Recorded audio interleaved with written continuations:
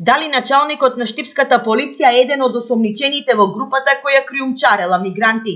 Се шпекулира дека бил информатор и негова задача било да ја информира групата за полициски патроли на патиштата. Неофицијално му е изречена мерка на предпазливост, но официјални информации засега нема. Алфа се обиде да стапи во контакт со началникот, но телефонот му беше исклучен.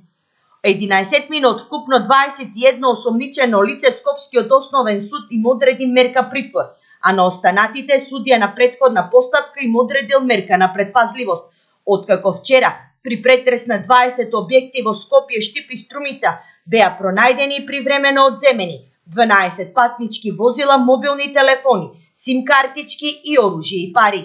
Групата била поврзана со криминална група од Грција, а мигрантите се преземале во близина на Дојран и Гевгелија. Крајна дестинација им биле државите од Европската унија. Групата била формирана во мај минатата година. Прво дејствувале само 5 мина, но потоа им се преклучиле уште 15 лица. Сите членови имале задачи. Дел од нив биле транспортери, информатори и чистачи, кои преку Вибер и GPS координати информирале за евентуални патроли на рутата по која се движеле.